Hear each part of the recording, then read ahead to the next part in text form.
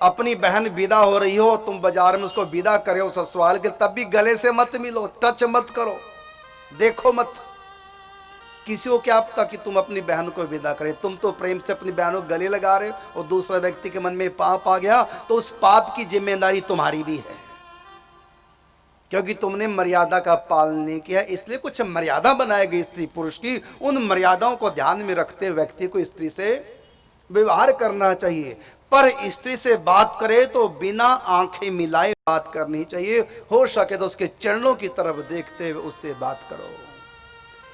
सीता जी भी रावण से बात करनी पड़ी सीता जी को, लेकिन कभी रावण की तरफ देखकर रावण से बात नहीं की। अपने हाथ में तिनका रखती, तीर्ण धरी ओठ कहे तो वैदेही, रामायण में लिखा हुआ है। तीर्ण धरी ओठ, एक तिनके को उठाकर तिनके को देखते हुए रावण से बात कर रही है और कहती है रावण मैं तुम्हारी बातों में आने वाली नहीं। मतलब सीता जी रावण से बात करती हैं लेकिन नेत्र मिलाकर बात नहीं करती, दृष्टि मिला के बात नहीं करती।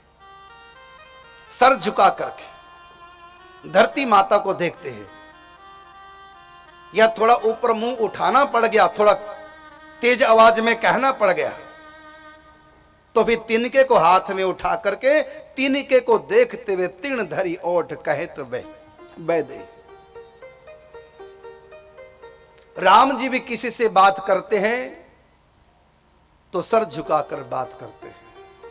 एक मर्यादा है इंसान की, और जब से इन मर्यादाओं को हमने ताक पे रखा तब से व्यक्ति ने अपना संयम खो दिया। क्योंकि पर नारी हृदय में आती है तो आंखों के रास्ते आती है, परमात्मा जब हृदय में आते हैं तो कानों के रास्ते आते हैं। हम कानों से सुनते हैं, भगवान बस जाते हैं हृदय में, उनके प्रति लगाव हो जाता है, श्रद्धा आस्था विश्वास बढ़ जाती है। तो परमात्मा हमेशा कानों के रास्ते आते हैं और स्त्री या पुरुष आएंगे आंखों के रास्ते। इसलिए आंखों पे संयम करना चाहिए। स्त्रियां किसी भी पुरुष से बात करें, उनके चरणों को देखते या पृथ्वी माता की तरफ दृष्टि करते हुए उनसे बात करें। एक मर्यादा है, और जो इन मर्यादाओं का पालन नहीं करता उसका दिल उसके हाथ से निकल जाता है।